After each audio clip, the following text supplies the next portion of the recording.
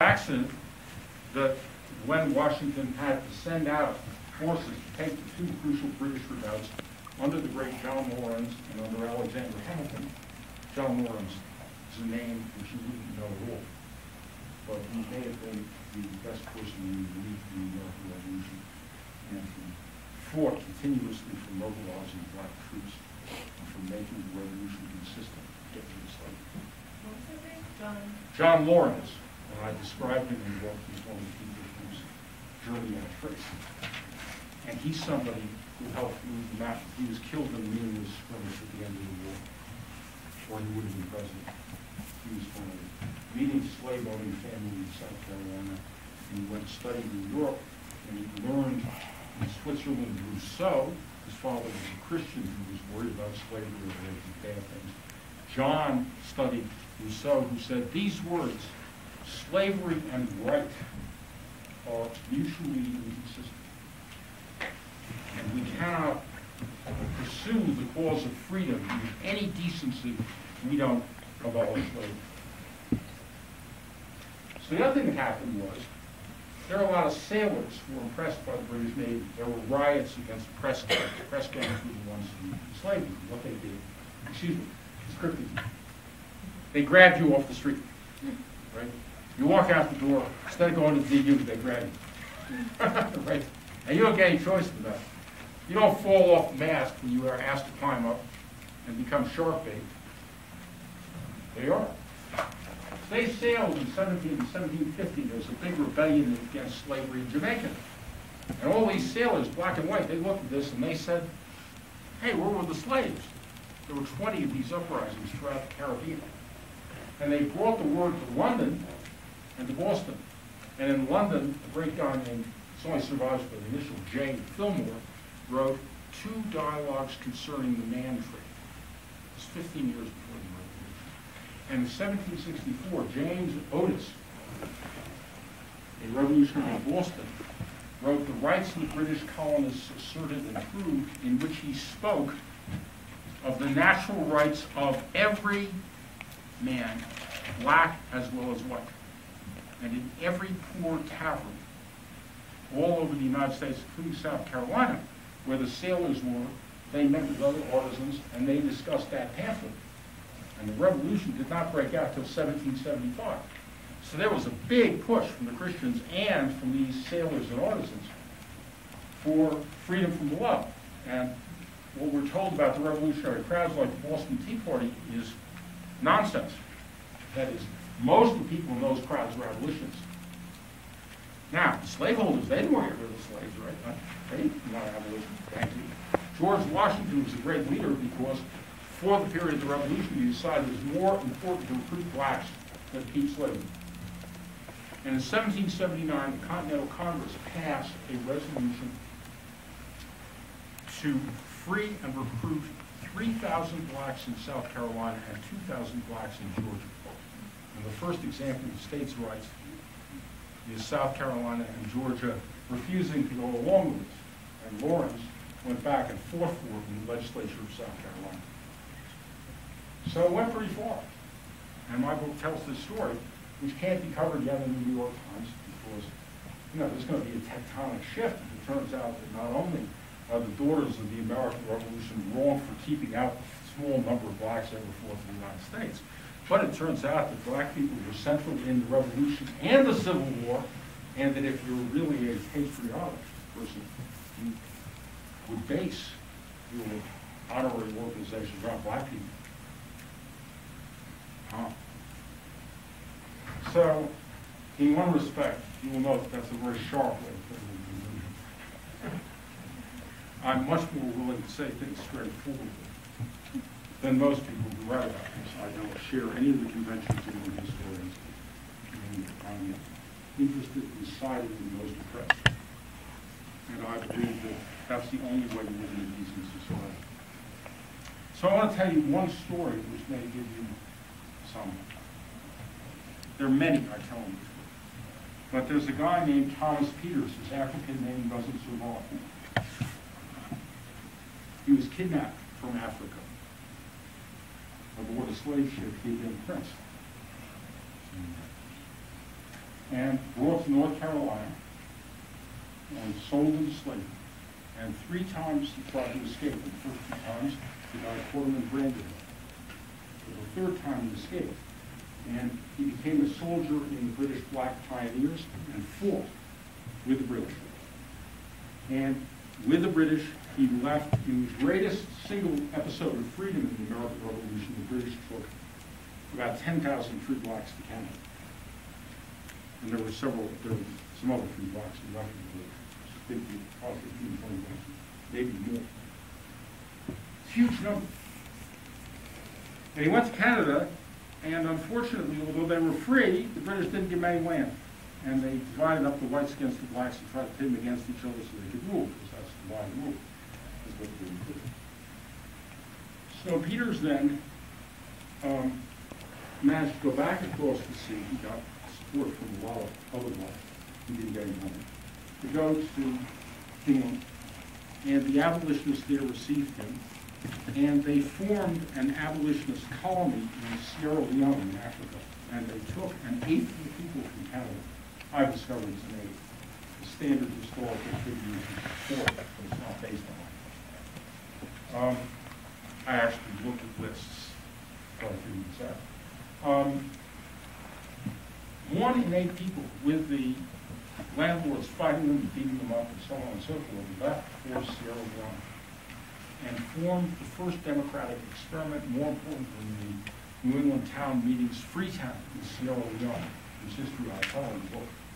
And it's a pretty exciting history. Thomas Peters led all that. He died shortly after he got to Sierra Leone. Now, Peters is a principal. But you have to say that he didn't end up in a good way, but what he did was he kept doing what he did and he kept fighting. And before you know it, he was amazing things. That's a pretty amazing set of journeys across the Atlantic that we have. So, one of the things that I hope is few of us will ever do things in this life as great as Dr. King did or Vincent Morgan or many other people. It's hard to think of a life like that. But you can do what you can do, what you feel moved to yourself. And you never know about what issue, like saving the planet from climate change. Because we're going to go out of business as a species. You know, the New York Times won't mention that climate change is a big issue. And we've got one crazy party of religious nuts that wants to deny this. We got a lot of the other party, the Democrats, they're on the payroll too, so it doesn't get into the papers. Even though there's a huge movement from below, and people are getting arrested all the time in Washington doing civil disobedience about this. Or it might be one of the many other things that you could do. But a way to look on education is you should find what it is that interests you. You should find what it is that moves you. And you should do that with a conviction that you're a person who might make a big difference in this life. And I will just say, for any of us talking, you know, God don't like very much real stress, but he used to say you should always prepare your classes because you never know when somebody's going to show up smarter than you. And you never know when somebody's going to show up who's going to do something you wouldn't have done. You never know if you happen to be talking to Malcolm X or Martin Luther King or Howard Thurman or John Brown. So the thing about it is to do the best you can. And the thing about it is, if other people don't do the best they can, and even if this place is wonderful in certain ways and not in others, if you look on the side of, you know, my education is mine. What I do in this life is mine. You'll do pretty well. So it's really an honor to go. Anybody got any questions or comments? Yes, tell me your name. I'm Jacqueline Coleman. Yeah. You talked really briefly at the beginning about how you think that we should have more inclusivity in schools, just like a tiny little bit. Can you maybe talk a little bit more about like your experience with the seeing, do you think it's changing, if you had experience? I know that's not your main area. No, that's fine. I teach Jonathan Kozol's book, The Shame of America, which is about the re-apartheidization of American schools. same level of division now exists in American schools as did in 1968. And I teach at Metro, and one of the reasons is I like to teach people who represent the democracy. And I have very integrated classes. But they've been raising their tuition at Metro, and the white students go 25 grand debt to get through Metro and work 2 jobs and so on and so forth. And the black and Chicano students go about 35 grand in debt. So you raise the tuition, that's going to drive certain people out. So I used to have 6 black students in my courses, about 20 people in Metro. And now I got 1. And it's a big change. I'll just say we had a discussion of police brutality, and there were black and white students who participated in it, but the stories have gone on for about 40 minutes because I just got down and walked, and man, there were a lot of stories. They were pretty amazing, these students. Right? And to me, I teach nonviolence. So one of the things is we read a fair amount about the King stuff, and I'm rather fond of Malcolm X. So, as by the way, was Rosa Parks, which has just come out in the book about Rosa Parks. It's the story about Rosa Parks and Rosa Parks. 2 different people. And it's worth reading this book. Jean Theo Harris. Just that. And if you have an integrated class, there are people who can speak from their experience to these matters. So that gives it a vividness which no professor from the outside can give it. In the same way, by the way, if you are in a class with Native American students and you find out what it means that this place, I'm a John Evans professor. That's the highest award the university can give. We got Matt Evans, we got Evans Award. And Evans was a racist name for killing and destroying all hostile Indians. That means killing and destroying all the civilians too. And he sent Chivington out for that instruction. And Chivington said, which was a law, that we need to send people hostile. So, would it be good if Native Americans could participate in these classes? Would it be good if Chicanos could participate and talk about their experience? I'm Jewish, in fact, is there was a fair number of experiences Jews have had, although some have been forgotten, but mainly in the Middle East. Palestinians. We all saw Jim Crow. That's how they treat it. It's apartheid. It's really worth taking in. One of the reasons why there's all of the silliness about it is I've gotten attacked. I've done a lot of anti-racist stuff. The only times I've been physically threatened on an American campus is when I have said, Palestinians are human. It's like saying Native Americans are human. Say black folks are human.